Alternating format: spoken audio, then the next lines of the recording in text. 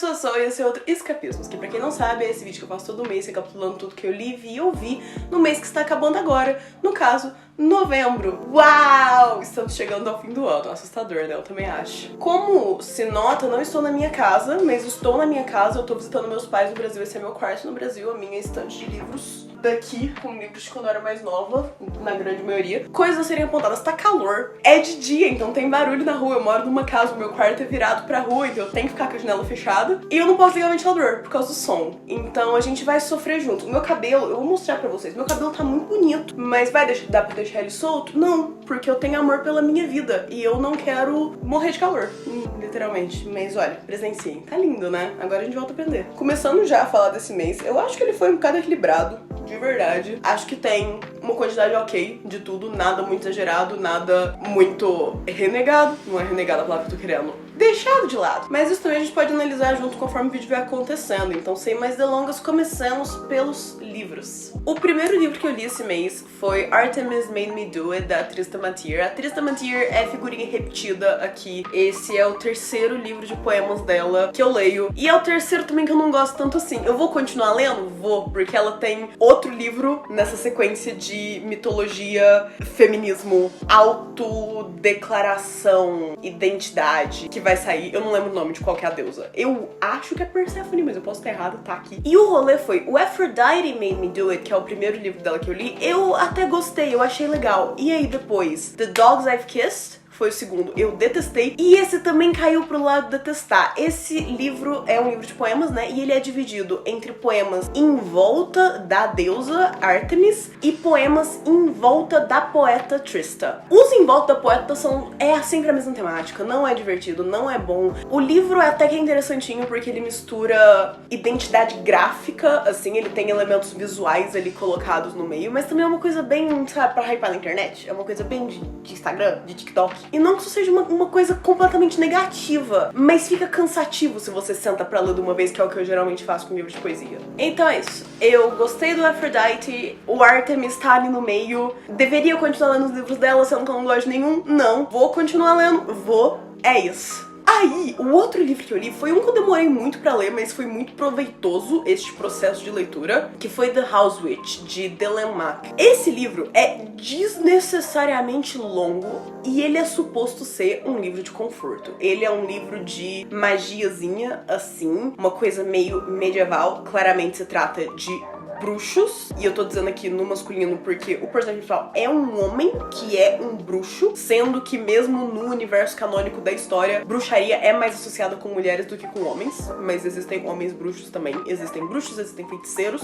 ou magos. Eu li em inglês, eu acho que é magos, que seria a tradução real, que também existe tanto homens e mulheres. E o livro, apesar de ser muito longo, nem é a história toda, tem vários, eu acho que tem pelo menos 3, eu sei que todos são longos. E o rolê é, eu terminei de ler esse, e embora tenha pontas soltas, tenha linhas narrativas que não foram concluídas, a história em si é redondinha, dá pra ler só esse e ficar satisfeito, e eu até pretendo ler os próximos, mas com o tempo. Eu aprendi a minha lição com Mistborn, não se lê vários livros longos no mesmo universo de uma vez, porque você vai passar a odiar eles. Esse é em torno de um bruxo, que é um House Witch, um bruxo da casa, a magia dele é atrelada a tarefas domésticas, e ele se muda pro castelo do rei pra ser um cozinheiro. E ele quer esconder a identidade dele enquanto bruxo quando ele chega nesse castelo. Mas ele é uma pessoa muito fascinante, assim, ele é muito rude, só que muito bonzinho. Ele tá sempre defendendo o oprimido e tentando ser justo e, eu não posso dizer honesto, porque ele claramente está mentindo sobre a própria identidade, mas ele tenta sempre fazer o melhor e todo mundo fica profundamente irritado com ele o tempo inteiro porque ele é rude, mas todo mundo acaba buscando a ajuda dele em algum momento porque ele é bom em consertar coisas dentro da casa, porque essa é a afinidade mágica dele. O livro é atmosférico, você entra ali na história, é um livro de conforto, só que ele tenta ser mais engraçadinho do que ele realmente é. Tem várias cenas, vários plots ali que não levam a lugar nenhum. É só pelas vibes. É um livro de vibe.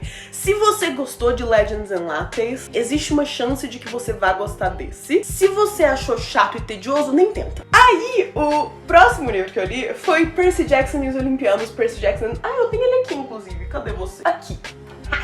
Esse eu posso mostrar físico.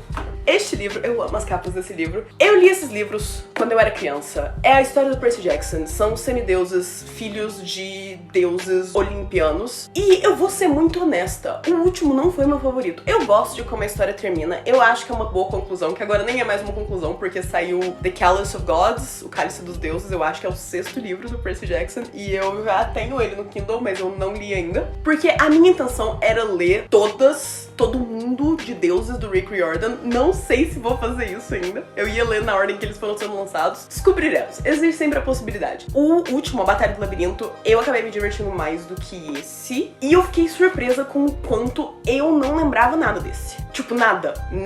Eu não lembrava do destino de alguns personagens. Eu não lembrava o quão pouco alguns personagens aparecem ao longo do livro e quão outros personagens se tornam muito importantes. Tem essa personagem que é a Rachel, que eu nem lembrava que tava nos livros. Ela aparece no 3º, se eu não me engano, e ela se torna uma personagem recorrente e importante, e ela tem uma relevância muito grande pra esse livro que eu apaguei completamente a linha narrativa dela da minha cabeça de quando eu li isso quando era criança. Passei mais raivas. Eu vi um TikTok enquanto eu lia A Batalha do Labirinto que dizia que Percy Jackson não é um livro engraçado. Ele, na verdade, é profundamente trágico e todo o humor do livro vem da narração do Percy, que é um personagem engraçadinho e sarcástico, um moleque. Ele é um moleque. E eu percebi isso no 4º livro, e realmente o livro é trágico. E aí esse aconteceu mesmo. Eu tava lendo e eu ficava tipo, nossa, mas é horrível existir. Isso não tem mais piada. Não estou rindo, não estamos rindo. Eu ri. Continua sendo engraçadinho. E é isso. Super recomendo a série inteira. Se você é criança ou adulto, eu ainda acho que vale a pena. Não perdeu o valor, o apreço, a divertibilidade. Aí eu li Vicious, da V.E. Schwab, que é de longe o meu livro favorito da V.E. Schwab que eu já li. Eu sei que ela é uma autora que muita gente gosta, mas se eu fosse bem honesta, eu já li a trilogia do Shades of Magic e eu já li alguma coisa da Eddie LaRue. Esse daqui, eu esqueci completamente o nome do livro. E fazia tempo, acho que desde que eu li Shades of Magic, que eu tinha Vicious e Vengeful, que é o segundo que eu não li ainda, na minha lista. Só que como eu não gostei tanto dos livros originais dela, tipo, eu gosto do estilo de escrita dela, mas as narrativas sempre chegavam num ponto ali onde elas me perdiam, onde ficava desinteressante, onde eu não gostava mais do rumo da história. Vicious não, eu amei Vicious do começo ao fim. Aqui a gente vai notar um padrão, porque eu vou falar disso de novo em outra categoria deste vídeo, que é eu amo narrativa de vilão. Eu não vou pedir desculpa por isso. São muito mais interessantes do que narrativas de heróis ou de The Chosen Ones ou de coisas assim. Se uma pessoa é um vilão e a pessoa é ruim e a gente vai entendendo a motivação delas, é tão mais interessante. E nem precisa ser um vilão caricato, tipo de Vicious. Um outro livro que eu consigo dar de exemplo é Yellowface, da R.F. Kuang, onde a gente está no ponto de vista de uma pessoa objetivamente ruim, que faz coisas ruins. E é tão mais interessante, capta tanto mais a minha atenção. E a história de Vicious ele é tido como um Dark Academia. Eu não acho que seja, porque a parte que ele se passa numa escola, assim, num ambiente acadêmico, é muito pequena ali no começo. A história é dividida entre 10 anos antes e o agora, eu acho, tipo, passado, muitos anos no passado e o presente. E aí no passado existem esses dois amigos na universidade que começam a pesquisar sobre a possibilidade da existência de pessoas que têm superpoderes e como elas adquirem esse superpoder. E eles tentam colocar à prova a teoria que eles têm no passado e funciona. E ambos ficam com superpoderes. E aí a gente pula pro futuro, onde eles agora são arqui-inimigos e eles estão ativamente tentando se destruir. Um deles, que é o principal, que aqui a gente realmente segue, acabou de fugir da cadeia com um comparsa, uma menina meio morta que ele adota e um cão meio morto que ele adota, que é muito divertido. É o tipo de found family disfuncional que eu adoro. E ele vai lutar contra este outro ex-melhor amigo que se tornou um vilão também, de certo modo, apesar dele não pensar em si próprio como vilão, que também é muito interessante. E a sua comparsa. E o livro é tão bom. Eu não gosto muito do tipo de narrativa que a gente vai tendo que parece que batalhar pra chegar no presente. Ela fica intercalando entre o passado e o presente, mas mesmo no presente a gente começa, acho que uma semana antes do final, do desfecho do livro, e a gente vai contando a partir daí, vira uma semana, 5 dias, 2 dias, etc, até horas e minutos. E esse é o tipo de coisa que pode me irritar, mas aqui eu achei que foi muito bem feito. Eu gosto dos personagens, eu gosto das motivações, eu gosto da gente ver a moralidade cinzenta de ambos os personagens. Eu gosto dos personagens secundários, eu gosto do ritmo da narrativa. Eu genuinamente não tenho defeitos pra colocar nesse livro. Eu não li Vengeful ainda, eu sei que é suposto essa série de livros T mais um, talvez, supostamente. Então, sabe, eu vou tomar meu tempo pra ler Vengeful, porque dependendo de como ele acabar... Porque Vicious termina bem, você termina satisfeito. E eu tenho medo de Vengeful não seguir o mesmo ritmo e eu ficar presa querendo mais, sem ter previsão de ter mais. Então estamos assim, adorei e recomendo. E aí, o último livro que eu li esse mês foi Iron Flame, da Rebecca Yarros. E... paciência aqui comigo. Vamos começar dizendo que nessa casa nós não apoiamos, não defendemos e ativamente odiamos guionistas. Ponto. Vamos dizer também aqui que eu não apoiei financeiramente essa mulher, entenda isso como bem entender. Eu li o livro, não significa que eu paguei por ele. Esse livro é a continuação de Fourth Wing, que foi um dos livros mais hypados ao longo desse ano. Eu li ele uns 2, 3 meses atrás e eu amei o primeiro. Eu acho que é um ótimo livro, apesar da autora não ser tão legal assim. Mas falando aqui objetivamente só das narrativas, o primeiro livro é bom. Eu entendo as críticas que ele recebe, eu entendo que ele é um pouquinho cringe ali nos diálogos engraçadinhos pra algumas pessoas e pra mim isso tá ok. Eu ainda acho que o ritmo e a estrutura funcionam. O segundo, não.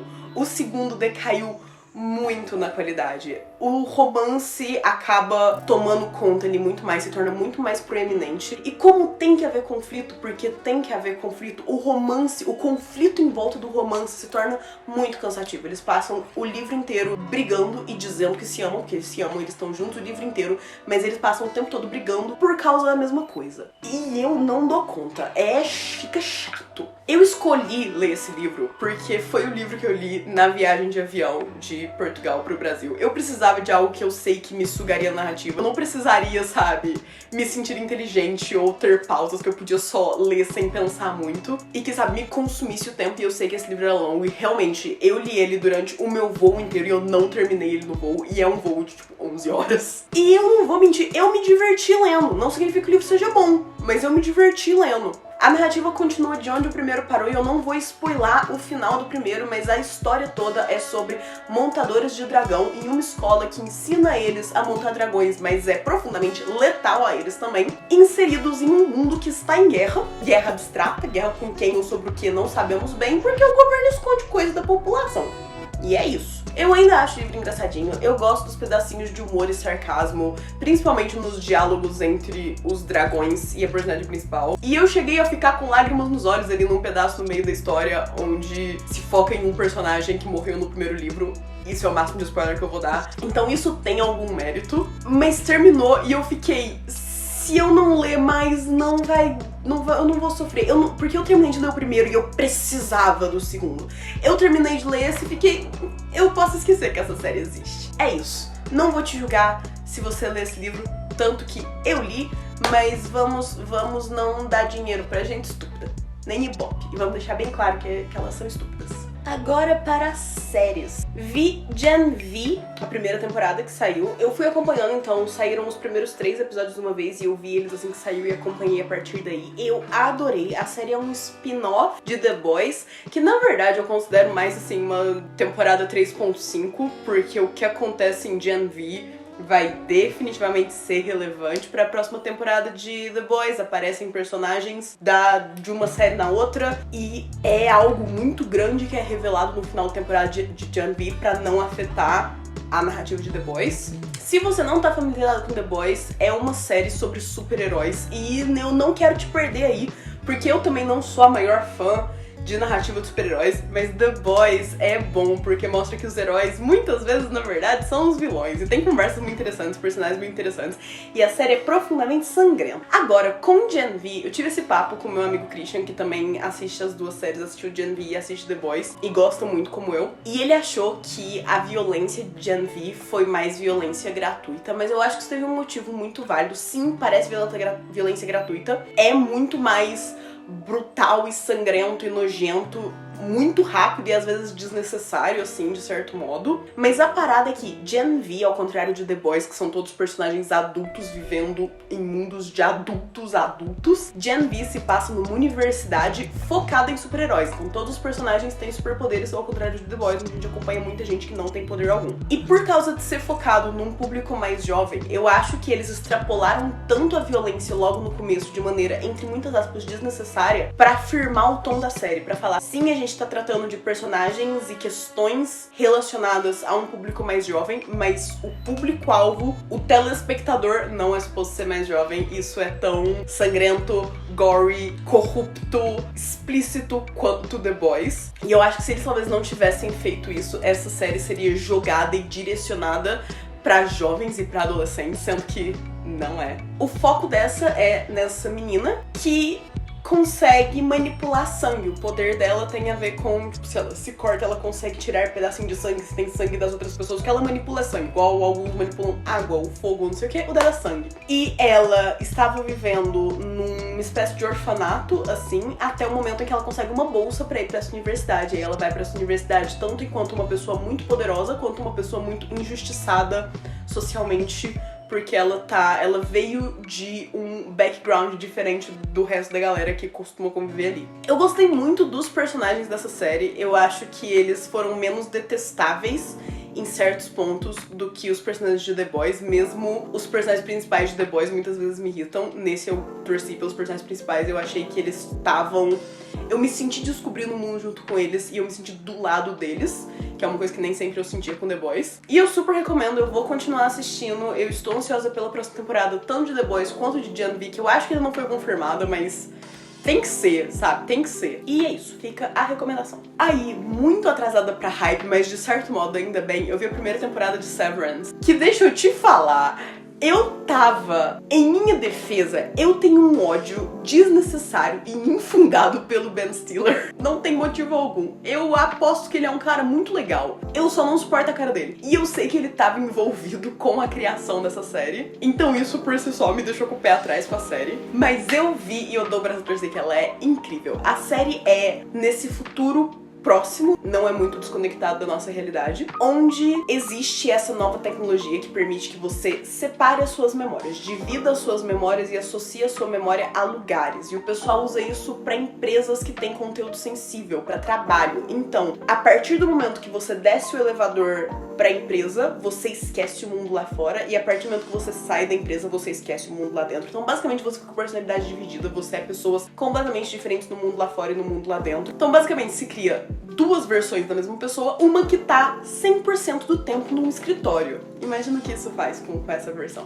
O que acontece com essa versão. E se a premissa por si só é muito interessante, o desenvolvimento consegue ser ainda mais, porque tanto os personagens de fora quanto os personagens de dentro, que são os mesmos, estão numa busca por respostas, só que eles não conseguem se comunicar, mesmo sendo a mesma pessoa, buscando respostas e conseguindo informações, eles não conseguem passar informação um pro outro. E isso é muito legal, é uma premissa muito da hora, é um desenrolar muito da hora. E a série tem os seus quês de comédia e tem os seus quês de tragédia. O elenco tá fenomenal, as atuações estão muito boas, eu consigo 100% acreditar que é o mesmo ator fazendo o mesmo personagem, mas em memórias, espaços diferentes, que é o mesmo personagem dividido, e isso é algo, sabe? E é isso, a segunda temporada foi confirmada e deve estar pra sair, inclusive, acho que sai agora no próximo ano, no começo do próximo ano, e eu estou ansiosa pra ver, e eu recomendo novamente. E aí, adivinha só, eu vi a 13ª temporada de Criminal Minds, eu voltei back to my bullshit. Eu parei acho que 2 meses de ver Criminal Minds. Isso não é pra dizer que eu parei, mas eu via um episódio por semana, em vez de ver todos os dias, às vezes vários episódios por dia, igual eu vinha fazendo desde o começo do ano. E isso eu acho que tem duas culpas aí. Uma é que a 13ª temporada é a última temporada que tem 20 e tantos episódios. A partir daqui as temporadas passam a ter 16, 18 episódios. 15 às vezes, eu acho. E tem poucas temporadas. Eu acho que termina na 15ª ou na 16ª. Então eu tô chegando no final e aí eu me sinto diminuindo o ritmo pra fazer durar mais. E por outro lado, e isso é uma consciência que me veio de maneira tardia, essa temporada o elenco tá muito grande, tem muitos personagens, e parece que a gente não tem tempo suficiente pra se apegar a eles, pra além daqueles que a gente já vem acompanhando há várias temporadas, o elenco original ali. E eu vou dizer mais, eu não achei que a saída do Morgan, da série do personagem do Morgan, ia ser tão impactante. Ele não é um personagem que eu diria ser dos meus favoritos desde o começo, mas ele deixou um vazio, um buraco na série mesmo, ele faz falta. E tem outros personagens que cobrem o papel que ele fazia, as coisas, o tipo de humor dele, o tipo de comédia, o estereótipo de personagem que ele era foi coberto, mas não é a mesma coisa, não bateu igual. E eu fiquei indignada que de todo mundo que já entrou e saiu nessa série, que eu diria que eu gostava muito mais que o Morgan no passado, é ele que me fez fez perder o amor, perder a graça pela série porque ele não tá lá. Porque eu não entendi como isso funcionou. Enfim, estou me divertindo, continuarei assistindo. Agora eu voltei no meu ritmo e eu vou, sabe, seguir os meus episódios e a gente vê se eu termino ainda esse ano ou se isso se estende por mais um ano. Aí, aleatoriamente, fora do personagem, sem sentido algum, eu fui ver Watership Down, que é uma minissérie que tem no Netflix de animação, baseado num livro de mesmo nome, sobre coelhos, sim, coelhos, que perdem a sua toca de maneira trágica e tem que encontrar um novo lar, e é a jornada deles até lá. A série tem 4 episódios de prey 1 hora, e embora eu não recomende, e não é algo que eu voltaria a ver também, não vai ser uma perda de tempo, sabe? Porque são 4 episódios, dá pra matar ali de uma vez. Pontos negativos, pra mim, é que o estilo de animação é estilo de videogame, são gráficos de videogame. E isso não é pra ver de maneira negativa, mas enquanto uma pessoa que não joga tantos videogames assim e que costuma pular as cutscenes, não vou mentir, eu sou esse tipo de pessoa, eu custei me acostumar com o estilo de animação. Eu acho que tava pra ir no meio do segundo episódio, talvez no terceiro, quando eu fui ficar, ok, isso é ok, não estou mais incomodada com o quão plástica essa animação parece. Ponto positivo, o trabalho de atuação de voz, os atores que dão voz aos personagens são incríveis. Eu desassociei completamente mesmo as vozes mais conhecidas de a quem elas pertencem, porque eu associei aos personagens. E isso é importante por se tratarem de coelhos, e não são coelhos humanoides, são coelhos.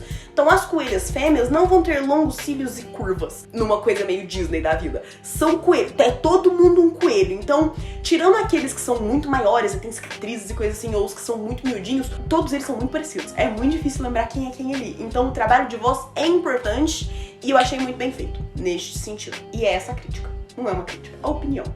Compartilhamento. E aí, a última coisa que eu vi foi a minissérie Lessons in Chemistry, que fácil vai entrar nas minhas séries favoritas que eu assisti esse ano, que foram lançadas esse ano. Eu tenho que pensar sobre, mas vai entrar. É muito boa. A série é baseada num livro, eu não li o livro, eu não sabia nada sobre o livro ou sobre a série quando eu fui assistir ela, pra falar a verdade. Eu só vi que saiu algo novo e eu geralmente vejo os primeiros episódios de toda série nova que sai pra decidir o que eu vou continuar vendo ou não. E essa me pegou pelo pescoço, ele falou, você fica. E eu fiquei. Para que você não tenha que passar pelo mesmo que eu, a série vai contar a vida dessa mulher que é formada em química e trabalha num laboratório, eu diria, de química, nos anos 50, e a vida leva ela por caminhos inesperados e ela se torna uma apresentadora de televisão num programa, assim, direcionado pra mulheres, onde ela cozinha e dá dicas, assim, de culinária e de limpeza associados com química. E parece uma ligação ok, mas a personagem principal, que é interpretada pela Brie Larson, que tá fantástica. Fale o que você disser. Eu adoro a Brie Larson como atriz, tirando os papéis que ela faz na Marvel, e mesmo assim, ela não é má naquilo, é só os filmes que são maus, não é ela. Tudo que eu já vi a Brie Larson fazer, eu fiquei maravilhada. Eu acho ela incrível, eu defendo a Brie Larson com unhas e dentes. E a personagem dela é uma personagem que tá muito à frente do seu tempo. Tanto ela não aceita babaquice de ninguém, quanto ela puxa ali, apesar de não ser explicitamente dito sobre feminismo, é uma história feminista. Ela luta pelos seus direitos em uma sociedade que claramente não está torcendo por ela e não quer o melhor dela. E tem um quê de humor ali, mas é um humor muito seco, porque tanto ela quanto alguns dos outros personagens principais são muito direto ao ponto, são muito literais no que eles querem, no que eles fazem, como eles agem. E isso acaba tirando o humor de coisas que não necessariamente teriam humor, e eu acho isso muito legal. E eu acho que também, por causa da série se passar nos anos 50, eu acho que é puramente por causa disso, por causa desse quesinho de feminismo, me lembra muito Marvelous Mrs. Maisel, por causa das roupas e do cenário. É isso, é por causa dos anos 50. E eu estou órfã de Marvelous Mrs. Maisel, que acabou esse ano, e eu estou sentindo falta, e eu me diverti. Completou um vazio. E por causa de ser uma minissérie, ela é redondinha. Ela começa e ela acaba e você fica feliz e satisfeito e com o coração quentinho. Porque tem final feliz. Eu vou dizer isso pra vocês, tem final feliz. E eu acho importante dizer isso porque ela fica devastadora ali no momento. E eu não tava nada à espera. E eu não vou te dizer quando ou como, mas se prepara. Porque eu lembro de estar vendo e pausar e ficar, o que acabou de acontecer? Enfim, assistam. Sofram comigo. Agora vamos para os filmes. Foi um mês questionável, não vou dizer... foi questionável. Não tem como eu me defender. E não é nem um questionável de ruim, é um questionável de aleatório, de eu não sei o que estava acontecendo, o que estava se passando comigo. O primeiro filme que eu vi foi The Novelist's Film. Eu não vou me arriscar a dizer o nome original em coreano. E foi o primeiro filme desse realizador que eu vi, apesar de eu ter vários outros dele na minha watchlist, que eu quero ver. E é um filme atmosférico, onde nada acontece. A gente vai seguir essa novelista, essa escritora de livros, ao longo de, assim, alguns dias da vida dela. Um dia, mas depois estende por um pouco mais. E os encontros e desencontros dela nesse meio caminho, enquanto ela resolve que quer fazer um filme. Mas as conversas não são sobre o filme e ela não sai com o objetivo de fazer o filme. É uma coisa muito orgânica, assim, parece... É uma ficção, mas quase parece um documentário. Parece que o realizador virou pra uma mulher que escreve livros, pegou uma câmera, colocou em preto e branco, o filme é em preto e branco, e falou, anda por aí, vamos ver o que acontece. E ele foi atrás filmando. E o filme é muito bonito, assim, visualmente é muito bonito. E ele tem uma atmosfera ali que te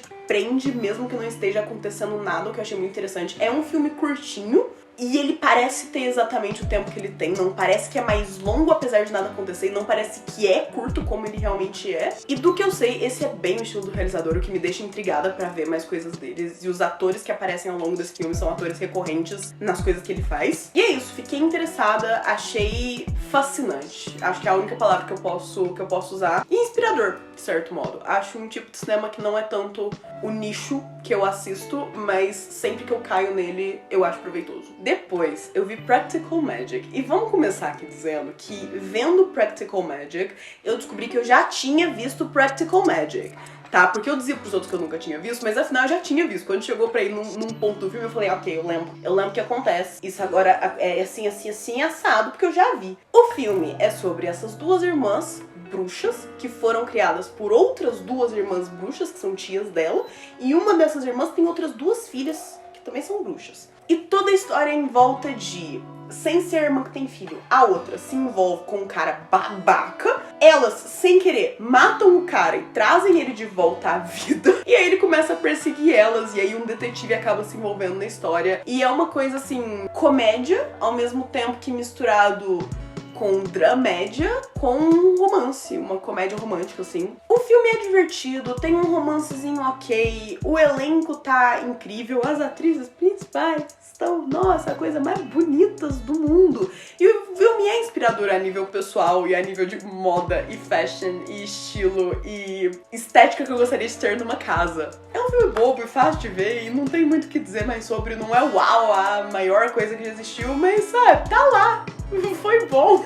Aí eu vi Fingernails e é um desses filmes que eu tava com tanta expectativa e eu queria tanto ver, e aí ele me falhou tanto. Por quê? Este filme tem o Jeremy Allen White, que é o The Bear, com a Jessie Buckley, que é uma das minhas queridinhas. Eu assisto tudo que tem a cara dela. Eu acho que eu já vi todos os filmes que ela fez, porque eu gosto muito da cara dela. E os filmes dela, às vezes, caem muito por uma coisa, são ruins. E eles são um casal. E aí eu tava muito animada, porque eu sabia disso, eu só sabia disso. Mas o filme, na verdade, neste futuro próximo, novamente, desenvolvem esse método pra saber se as pessoas, se o casal está apaixonado. E esse método é, eles perdem uma das unhas da mão e fazem um teste, e o teste vai dar 0%, 50% ou 100%. 0% eles não se amam, 50% um ama, mas o outro não, 100% eles estão apaixonados. E tem pessoas que escolhem fazer o teste e pessoas que não. E o nosso casal principal faz o teste e está 100% apaixonado. Só que ao longo do filme a gente vê que o relacionamento deles não é tão bom assim. E talvez o teste deles não tenha sido 100% real. E a personagem principal, da Jessie Buckley, está desempregada à procura de outro emprego e ela acaba conseguindo um emprego numa clínica, numa empresa especializada em treinar pessoas pro teste, ou seja, eles fazem exercícios de romance, é tipo uma terapia de casal quando vocês mal começaram a ser um casal. E ela acaba conhecendo uma outra pessoa nessa clínica e se envolver com essa pessoa, de certo modo, ali, ter interesse por outra pessoa e questionar o próprio relacionamento e blá blá blá. É um filme muito atmosférico, de novo, muito mais tenso e devagar do que precisava ser. A parada, e isso é um spoiler, eu vou colocar aqui um aviso de spoiler, e aí quando ele deixar de existir eu vou parar o spoiler. E aí você pode voltar a ver caso você queira pular. O filme envolve traição. E eu acho chato, eu acho babaca. Eu acho que filmes que envolvem traição podem ser muito bem colocados, mas esse romantiza a traição. E eu tenho... pedrinhas. E mais que isso, na traição, a Jessie Buckley acaba com outro cara que não é o Jeremy Allen White. E como você olha pros olhos azuis de Jeremy Allen White e fala, eu não quero ficar com você, eu quero ficar com esse aqui. Que esse aqui que é sem sal. Os dois são sem sal, todo mundo sem sal, na verdade. Enfim, passei raiva com isso, não achei legal, não achei interessante. Não gostei do final, não gostei da progressão. Acabou o spoiler. O filme é devagar, não vai ser pra todo mundo. Não vai ser pra quase ninguém, inclusive. Eu sei que parece que esse é o estilo do realizador. Esse filme lembra muito The Lobster, que é outro filme que tem muita gente que ama. Gente indie, gente chata. E eu detesto. Eu acho The Lobster muito chato. E esse é um The Lobster da vida. É um The Lobster atualizado, modernizado. E é isso. Eu não precisava ter passado tanta raiva que eu passei. Eu vi o filme do Five Nights at Freddy's e eu vou ser muito concisa aqui, dizer que o filme é ruim. Se te vendem esse filme como um filme de terror, é um filme de terror profundamente ruim, mas se você gosta da série, se você gosta do universo dos videogames, do lore de Five Nights at Freddy's, é pra vocês, sabe? Eu não tenho que dizer, não é pra mim. Eu respeito que não é pra mim. É bom? Não, é ruim. Eu achei muito ruim. Mas eu também não sei nada da série. Eu fui pesquisar depois de ter visto o filme, entendi um pouquinho mais, consegui ali ver o divertimento. Pontos positivos: pita e salsicha. Estão os dois no filme. Eu gostei muito dos dois no filme. Achei muito divertido ver a carinha deles. Gosto de ver coisa com eles. Espero que o Josh Hutcherson volte a aparecer em várias coisas. Ele é ótimo. Pontos negativos: todo o resto. O filme não faz sentido algum. Ele não sabe o que ele quer. E é isso. É isso. Se você gosta da série, você vai gostar do filme. Se você não entende da série, você não vai gostar do filme. É simples assim. Aí eu vi AI, Artificial Intelligence, e a parada é que de vez em quando eu tenho que assistir um filme do Steven Spielberg que eu nunca vi, pra eu lembrar porque eu gosto de filmes. Porque a parada é, eu assisto muito filme que é entretenimento e eu assisto muito filme que é arte. Eu não assisto muitos filmes que são ambos, de verdade. Eu consigo contar, assim, nos dedos da mão quantos filmes eu vi no último ano que são, e eu vi muitos filmes no último ano, que tanto me entretêm quanto carregam valor artístico, cultural. E os filmes do Spielberg, todos os filmes do Spielberg que eu já assisti, são ambos. Ele é um dos grandes realizadores da nossa geração por um motivo. Critique o que você quiser. Eu amo todos os filmes do homem que eu vejo. Eu acho que ele é um puta de um contador de histórias. Eu adoro as progressões narrativas dele. Eu fico enfiada com o nariz, com os olhos ali na história pelo tempo todo que ela tá acontecendo. E esse é um filme esquisitíssimo. Ele nunca tinha passado no meu radar. Eu já tinha visto a capa dele, assim, de relance quando eu tava vendo outros filmes do Spielberg, mas eu nunca tinha visto um trailer, eu nunca tinha visto um plot, eu nunca... Nada. Ele me passou completamente por cima. E aí um dia eu vi um clipezinho assim no TikTok, porque sempre começa desse jeito, e dessa vez o TikTok não me falhou, porque eu fui ver e eu amei. Nessa longa, e é longa de novo, a gente segue este robô que é basicamente criado pra ser um filho de uma família que tem o filho de verdade biológico num coma ali, numa situação entre vida e morte, desacordado. E aí a criança acorda e a família fala, a gente não precisa mais do robô, adeus. E aí o robozinho tem que, sabe, descobrir o mundo sozinho, largado. É um filme triste que vai te fazer passar ódio, muito ódio, e você vai adorar cada segundo. É um filme muito esquisito também. A história ia acontecendo e eu ficava, pra onde isso vai? Porque a gente vai descobrindo como o mundo real trata os robôs e as inteligências artificiais, como esses robôs são ou amados ou negligenciados, e o destino da humanidade, e como tudo é horrível e nojento e podre. E você ama cada segundo. E tem vários momentos engraçados e ridículos e absurdos que você fica, o quê? Mas tem o dobro de momentos trágicos que mostram a podridão da humanidade. Então assista seu próprio risco. Eu me diverti horrores, eu adorei cada segundo, eu recomendo com muita força, mas isso sou eu. Aí, outro filme completamente sem sentido, que eu não sei o que estava acontecendo em nenhum segundo ali, foi She Came to Me. O elenco desse filme é brutal. Eu fui ver ele esperando uma coisa que foi, a sinopse básica é, existe esse compositor de óperas que tá empacado e aí ele descobre uma nova musa, ponto. Simples, né? Simples. Não é simples, porque esse compositor é casado com uma mulher que costumava ser a psicóloga dele, e essa mulher está numa jornada espiritual e é maníaca por limpeza, ela, sabe, não especifica, mas basicamente ela tem toque, assim, de limpeza.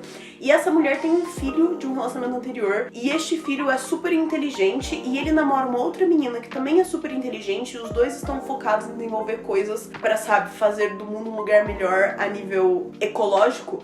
E essa menina é filha desse casal onde a mãe é imigrante e o pai é um grandíssimo de um babaca, porque ele não é pai dela. Ele adotou ela e ele casou com a mulher, mas ele não é pai biológico dela. Mas ele age como fosse, ele é super, super protetor sobre. E ele não gosta que ela esteja namorando este outro rapaz, porque ele tem 18 anos e ela tem 17. Isso é muito errado. E aí a mulher por quem ele se apaixona, que não é a esposa dele, claramente, ela é uma viciada em amor, tipo, de passar por clínicas de reabilitação, porque ela vira uma stalker dos homens, porque ela se apaixona. E ela dirige um barco e ela é muito excêntrica. E tá vendo o quê? E tudo isso acontece ao mesmo tempo. E é muito esquisito. É um filme muito esquisito. E o pior é que, desde que eu vi esse filme, eu já esqueci que eu vi ele várias vezes, mas assim que eu começo a falar sobre, eu lembro dele inteiro, assim, muito redondinho. Então eu não sei dizer se é um filme bom ou ruim. O que isso diz sobre mim? Ou sobre o filme. O ponto é que vai tudo acontecendo ao mesmo tempo e nada faz sentido. E assista seu próprio risco. Vi Dumb Money, e eu sinto que esse ano saíram vários filmes baseados em histórias reais, muitos assim, em volta de produtos. E Dumb Money não é em volta de produtos, é em volta de algo que aconteceu, onde várias pessoas físicas, pessoas individuais, investiram dinheiro numa empresa e bateram frente a frente com grandes ultracorporações. E eu não entendi nada direito, porque eu não entendo sobre investimentos, sobre bolsa de valores, e o filme é sobre isso. Mas o elenco tá muito bom, o filme é divertido e interessante. E mesmo que eu não entenda nada da bolsa de valores, eu consegui acompanhar a logística e a narrativa do filme. E a parte mais legal de tudo pra mim é que o filme termina com uma entrevista, não uma entrevista, é uma entrevista da Suprema Corte americana aos envolvidos na situação toda. E aí, depois que o filme acaba, eles mostraram as imagens reais do que aconteceu na vida real, que a gente viu acontecer no filme com os atores, e tá muito bem feito. E o filme é tão ridículo, e eu não tinha me tocado que era uma história real até a cena pós-crédito, porque eu tô sabendo do que o filme era. Porque eu assisto muito filme assim, eu vejo a capa e eu falo, vou ver, e aí eu vejo e eu experiencio ele, sem preconcepções. E aí no que ele acabou que eu fui entender que ele era baseado em história real. É o que é. E aí isso fez ele ficar mais divertido. É um filme divertido, juro que é. Parece que não pelo plot, mas juro que é. Outro filme nada a ver, eu vi Quiz Lady. Ponto positivo, filme fácil de ver, comédia, divertidinha, boba, estereótipos de personagens invertidos pra Sandra Oh e pra Awkwafina, que são os personagens principais. Elas, o que você espera da Sandra Oh e da Awkwafina, elas invertem.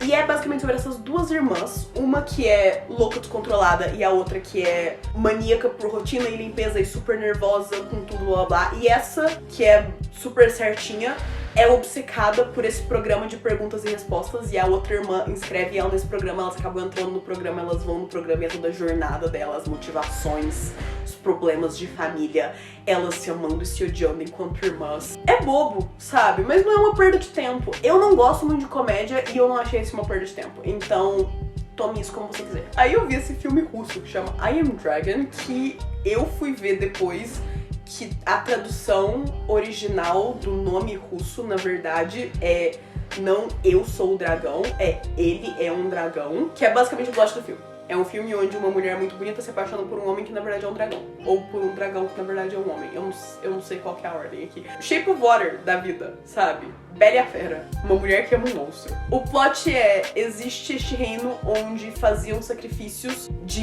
das mulheres mais bonitas pro dragão. E aí eles param com isso. E aí uma menina vai se casar e eles acabam cantando a música do sacrifício que faziam muitos anos atrás. E isso acaba acordando, despertando o dragão, e o dragão rouba a menina, e a menina descobre toda a verdade pro dragão, e é um romance, é puramente um romance. Surpreendentemente, os efeitos especiais não são ruins, a trama também não é ruim, a narrativa é divertidinha de assistir. O que me incomodou é que o personagem principal, o dragão, passa 90% do filme sem camisa, e eu digo isso como uma crítica, eu digo isso como uma ofensa. E eu acho que só se você assistir você vai entender o que eu tô dizendo. Tem algo... Não é que ele não seja bonito, mas ele não é bonito, pra mim. E é isso, a gente tem que assistir umas coisas meio que faz você pensar que eu tô vendo o tempo inteiro. E ainda assim você tá vendo. E é divertido. Eu vi Totally Killer e eu tava pra ver ele desde que ele saiu no mês passado, ou no final de setembro, talvez. E eu fiquei surpreso quanto eu gostei. Eu adoro esse tipo de filme de terror bobinho, que mistura comédia e horror. E que é só suposto ser divertido. E a gente vai acompanhar essa menina que vive numa cidade onde, muitos anos antes, quando os pais dela eram adolescentes, existiu esse assassino que matou 3 meninas que tinham 16 anos e desapareceu. E aí, agora nos tempos dela, quando ela tem 16 anos, o assassino volta. No tempo presente, a mãe da menina acaba sendo atacada por esse assassino e, ao mesmo tempo, a melhor amiga dessa menina tá desenvolvendo uma máquina do tempo. E a menina, sem querer, ao fugir do serial killer, cai na máquina do tempo e volta pro passado, quando a mãe dela é adolescente e quando as outras 3 meninas que são assassinadas ainda estão vivas. E ela tenta mudar o passado pra salvar as meninas. E é um filme de comédia adolescente com horror metido no meio. É um slasher da vida, mas um slasher bem assim, paspalhão, sabe? E é divertido, é ridículo. As piadinhas ficam repetitivas e cansativas muito rápido. São muitas piadinhas de adolescentes fazendo coisas que adolescentes fariam na época deles. E ela do presente pensando, isso é muito errado, isso nunca colaria hoje em dia, por favor, não sejam assim. Com relação a, sabe, machismo, homofobia, drogas. E embora tenha alguma piada ali no começo, fica muito cansativo muito rápido. Então, sabe? Mas ainda assim, é um filme divertido de se ver. Não tem nada de mal ali, sabe? Ele é o que ele é e ele cumpre seu propósito. Aí eu vi Quando acecha la maldade, ou When Evil Lurks, ou Quando a Maldade se Aproxima. Eu não sei o nome oficial no Brasil, por acaso. O filme é um filme argentino de horror muito bom. Eu adorei. Eu acho que está no meu top 3 filmes de terror que saíram esse ano, ao lado de Huesera, que também é um filme em espanhol, coincidentemente, e Infinity Pool. Eu acho que esse é meu trio de filmes favoritos de terror do ano, por enquanto. E esse tem tudo que eu gosto. Tem uma entidade maligna não especificada, tem decisões burras, tem sangue nojeira, tem crianças macabras e até um toque de canibalismo eles jogaram ali pra marcar todas as caixinhas do que faz um bom filme de terror pra mim. A gente acompanha principalmente esses 2 irmãos que encontram um homem que supostamente tá possuído e ele tá num estado assim de podridão, ele está apodrecendo enquanto vivo. E apesar deles terem sido avisados trocentas vezes pra não matarem o homem porque isso libertaria o mal que está dentro dele, eles escutam? Não, eles não escutam. E eles acabam libertando o mal que está preso dentro do homem. E esse tipo de filme faz algo que eu vi em Talk to Me, que deve estar ali no top 4 filme de terror, onde existe uma logística pro mal e pra superstições culturais ali, pra entidade maligna. Existe uma logística, mas a logística não é bem explicada e não é significante. Tipo, não te interessa saber. Eles explicam algumas coisas e não explicam outras, e você só vê o desenrolar da história a partir dele, e é muito interessante, é muito legal. As mortes são muito criativas. Eu gosto de mortes criativas. E eu acho que existe essa linha deliciosa ali pro universo do horror, onde precisa haver explicação suficiente pra gente ter como credível os acontecimentos, mas não explicação demais pra abrir espaço pra picuinha, pra abrir espaço pro nosso cérebro racional dar um socão ali e falar, vai ter medo não, porque isso não faz sentido, então por que você vai ter medo? E esse filme corre essa linha muito bem. Vi Leo, essa animaçãozinha moderadamente ruim no Netflix, sobre esse lagarto e essa tartaruga, que são animais de estimações de uma classe de escola, eu acho que de 5º ano. E quando uma professora substituta vai cuidar dessa classe durante este ano, ela faz com que as crianças tenham que levar os animais pra casa no final de semana, e os animais são falantes e acabam falando e aconselhando as crianças no problema delas. O filme tem seus momentos ali, especialmente quando aparecem as crianças do jardim de infância. Eu achei genial o que eles fizeram, porque as crianças são basicamente tipo monstrinhos, não são gente direito, são só esses Pac-Mans loucos, e ilustra muito bem que são crianças de jardim de infância. Mas o filme como todo é ruim, é bobo, o ritmo é esquisito, as piadas não são nem pra crianças e nem pra adultos, o que não faz sentido algum, mas é o que é. E eu não acho que tenha sido uma perda de tempo, mas eu sei que em 2 meses eu vou esquecer completamente que eu um dia assisti esse filme sequer, então é o que é. Tô falando muito é o que é, mas é o que é. E aí, o último filme que eu vi esse mês foi The Hunger Games, The Ballad of Songbirds and Snake. Eu não sei o nome em português. O filme é baseado num livro de mesmo nome, da Suzanne Collins. Eu tenho ainda os Jogos Vorazes aqui, eu acho que eu dei meus Jogos Vorazes, eu acho que eles não existem mais aqui.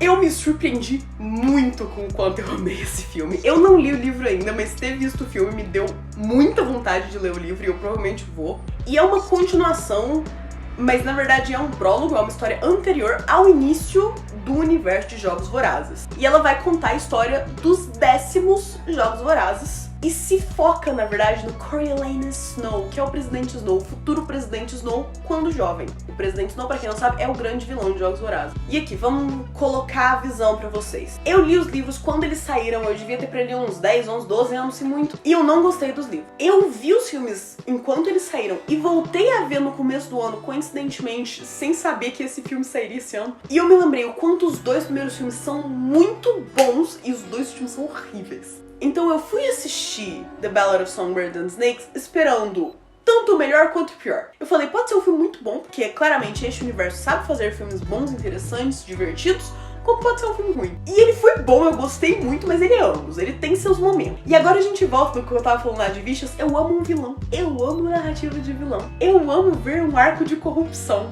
Eu acho fenomenal. Eu me divirto horrores. E não ajuda que o ator que eles escolheram, primeiro, nasceu pra ser loiro. Você vê foto dele moreno e foto dele loiro e não, ele nasceu pra ser loiro. E segundo, ele é muito bonito. É descompassado, é desbalanceado, quanto o homem é bonito. E é proposital, porque você se pega torcendo pra ele e ele faz coisas horríveis. E você fica esperando que ele tenha alguma característica pra se redimir e ela só não vem. E isso pode ser muito ruim pra algumas pessoas, mas pra mim é tudo que eu mais amo. O ritmo do filme é um pouco ali pelo meio, porque o filme também é muito longo, eu acho que ele tem tipo 2h30, o que não é muito longo, mas é longo, sabe? E acontece muita coisa nessas 2h30, ao mesmo tempo não acontece nada.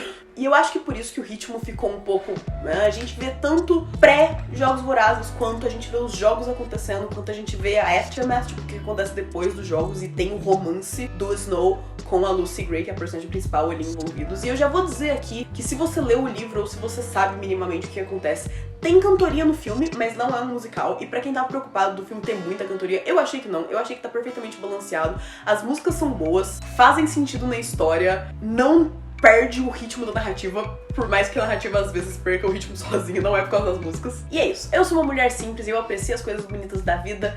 E se a coisa bonita é a carinha de um vilão, melhor ainda. Agora vamos para a nossa categoria de músicas. E eu acho que tá mais ou menos que nem mês passado. Acho que mês passado teve mais, na verdade. Mas eu sinto que esse mês eu não me foquei tanto em música. Começamos, é claro. Eu não sei como vocês esperariam diferente de mim. Jungkook lançou Golden, o primeiro álbum solo do nosso queridinho Maknae, o mais novo do BTS. E eu não vou mentir, eu tava muito receosa com esse álbum, porque ele lançou 2 pré-singles pra esse álbum, que foi Seven e 3D. Seven eu amo. Eu estou gravando isso no dia que saiu a retrospectiva do Spotify, e como vocês podem ver, eu amo Seven. Acho que é a minha terceira música mais ouvida desse ano. Eu adoro a música. Eu acho a música incrível. Agora 3D eu odeio com uma força que não pertence a mim. Eu não sei o que é aquela música.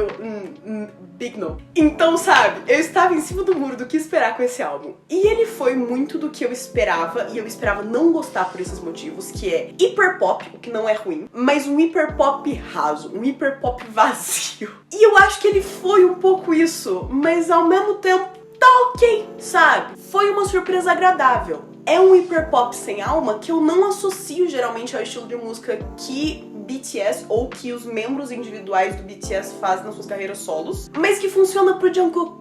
Ele é apenas um popstar que canta bem e dança bem.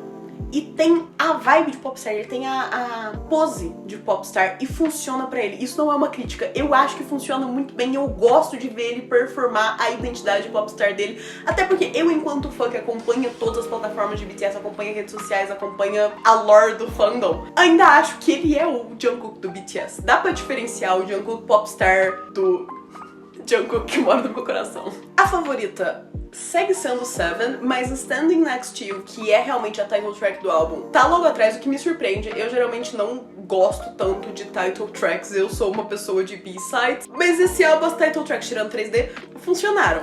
E aí, eu vou colocar aqui nos favoritos também Yes or No, porque Yes or No é uma música do One Direction. E isso vai ser relevante daqui a pouco. Vocês vão ver o mês que eu tive. Depois, eu me sinto obrigada a colocar isso aqui. The Beatles. Os Beatles lançaram Now and Then, que é a última música dos Beatles, com os 4 membros. E eu acho fascinante. No ano do Nosso Senhor 2023, eu, que nem era viva quando os Beatles terminaram, pude presenciar em vida o lançamento de uma música, da última música dos Beatles.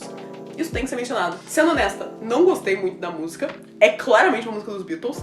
É claramente uma música dos Beatles, talvez nem teria feito parte de um álbum dos Beatles, mas eu acho que a história por trás, o impacto emocional e cultural que a música traz, é importante, é relevante e é razão suficiente pra ela receber todo o carinho do mundo. E se você não ouviu ainda, vá ouvir. É a última música dos Beatles. Aí, Stray Kids teve comeback com Rockstar, e eu vou ser tão honesta, eu não consegui acompanhar tanto esse comeback, e eu lamento muito, mas foi um mês caótico. Eu assisti algumas entrevistas, eu vi os videoclipes, eu ouvi o álbum, mas eu sinto que eu ainda não consegui absorver o comeback, sabe? Eu preciso de tempo pra absorver o comeback. Então eu não sei se é justo eu dizer que eu tenho música favorita nesse momento, porque todas eles estão num limbo pra mim agora. E isso é tão mal de se dizer, e é muito difícil fazer isso, mas estamos ficando assim agora. Eu gosto do álbum, dos comebacks mais recentes dele, provavelmente é o que eu mais gostei até, mas eu preciso de mais tempo com ele pra poder colocar minha opinião sobre na internet. De certo modo, o mesmo vale pra Duel, do The Rose. O álbum saiu, eu acho que em setembro,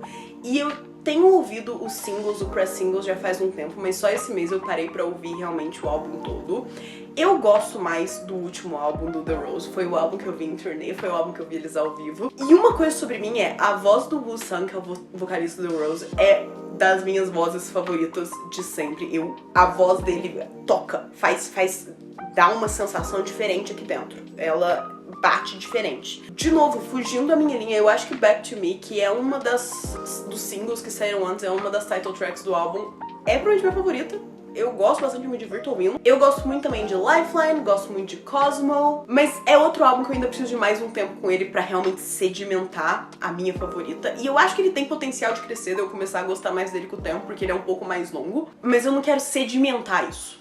É um álbum do The Rose, por ser um álbum do The Rose eu vou gostar, mas eu não tenho uma opinião tão formada assim pra te dar ainda. E aí, por fim, isso...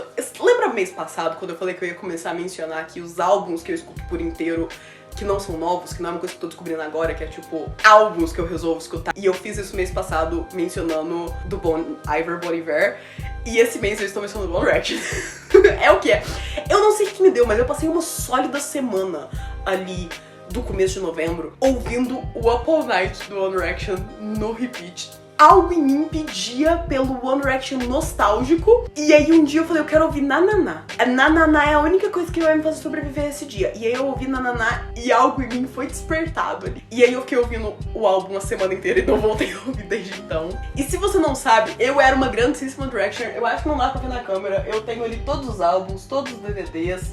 Eu tinha os livros por acaso eu acho que eu dei pra uma amiga minha já. Mas assim, eu era mega fã do One Direction. Se você cresceu comigo, você sabe o quanto. E o Up All Night tem um lugar muito especial no meu coração. As músicas dele me transportam pra momentos da minha vida de um jeito muito bizarro que poucas músicas fazem. A favorita desse álbum sempre foi e sempre vai ser Tell Me a Lie. Eu adoro Tell Me a Lie. E One Thing também tem um lugar especial no meu coração. One Thing é meu clipe favorito de toda a discografia do One Direction. E eu vejo aquele clipe e eu me lembro, eu acho dentro de mim uma parte da minha inocência que só o One Thing consegue trazer pra fora, mas de uma maneira muito divertida e muito fora de época. Ouvindo esse álbum agora em novembro, eu percebi o tanto que eu gosto de Moments, porque nadando contra a maré, eu não gostava de Moments na época, era uma das músicas que eu pulava no álbum, o que é ridículo pra qualquer fã do One Direction. Eu sei que Moments é uma das queridinhas, e agora é minha também. Eu cedi, demoraram só 12 anos, mas 12 anos! Eu falei brincando, mas real é que esse álbum eu acho que é de 2011 e a gente tá em 2023. Esse álbum é de 2011, eu tenho um álbum aqui, eu devia ter só pego ele do começo. Este álbum, ficou muito desfocado, né? Desculpa, este álbum, de quando ele é? Deve ter em algum lugar de quando que o álbum é, né? Olha que lindo, pra quem não sabe, o Niall é meu favorito. I'm a Niall girl, I'll always be a Niall girl. Gente, como não tem o ano que esse álbum foi lançado em nenhum lugar disso aqui, tinha que ter, não tinha que ter, eu sinto que tinha que ter. Eu nunca analisei esse álbum com tanta dedicação quanto eu tô fazendo nesse momento. Eu podia só pesquisar na internet, mas eu tô fazendo a graça. Não tem! Eu vou acreditar na minha memória de que esse álbum foi lançado em 2011, que fazem 12 anos, e eu não quero pensar mais sobre. É isso. E estamos aqui por novembro. Notem que eu não falei do livro do Clube do Livro esse mês, porque eu não terminei de ler ele ainda. Ele vai acontecer no final da primeira semana de dezembro, só então a reunião. Então eu não terminei de ler o livro ainda, então ele vai estar no próximo mês. Mas se você tiver interesse, eu tenho o Clube do Livro e ele está linkado na descrição. Como sempre, muito obrigada por ter assistido. Espero que você tenha achado divertido, se entretido, achado coisas novas pra assistir, concordado e discordado. Deixe nos comentários se você já viu, se você vai ver recomendações pro futuro, são sempre muito bem-vindas. Estamos começando no ano novo e eu estou preparadíssima pra encher meu tempo com coisas pra escapar da realidade e aceito recomendações. Aquelas coisas de youtuber, curta, se inscreva, ative o sininho pra receber notificação quando eu posto coisa nova, me ache nas outras redes sociais e, como sempre, meu muito obrigado por vocês terem visto até aqui. Vejo vocês no próximo vídeo, que vai ser o último de 2023, socorro. Enfim.